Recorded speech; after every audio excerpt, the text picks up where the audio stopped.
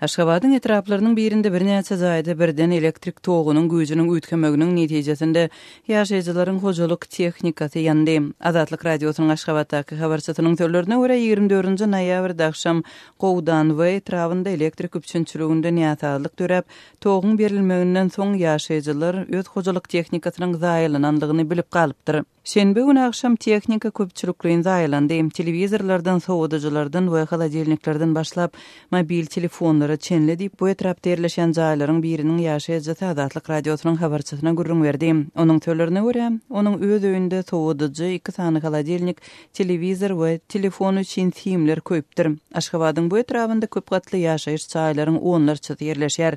Näçalygy başdan geçiren jaýlaryň we ziýan çeken hojalyklaryň anyk sanyny anyklap bolmady. Gowdan we etrawyna gözegçilik edýän öý dolandyryş edarasynda 24-nji noýabrda elektrik üçünçiliginde dören näçalygyň sebäplerini Azatlyga düşündirip bilmediler.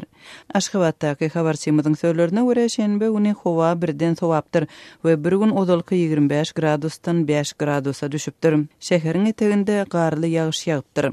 Aşgabatyň ýaşaýjylary elektrik togunyň öçürilmegine we togyň güýjüniň üýtgäp durmagyna ýygy-ýygydan duçar bolýarlar we netijede ençemi wagtlap şöhleden tumut aýlarynda soğuducudan gyşda ýylylykdan mahrum bolýarlar.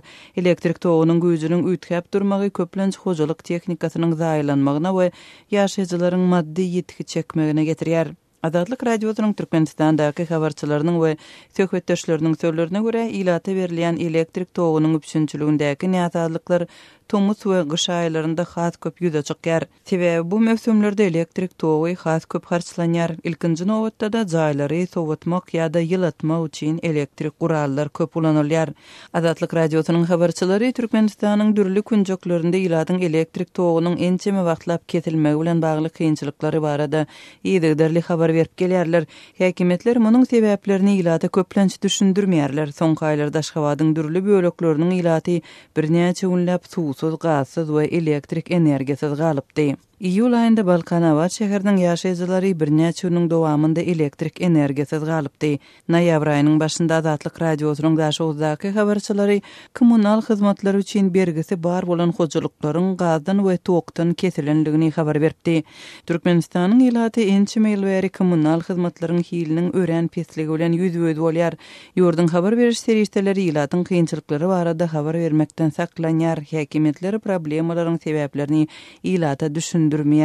Ýaşaýjylar elektrik energiýasynyň üçünçiligindäki näçalyklary infrastrukturanyň könülüşmeginde we kämilsizliginde görýärler.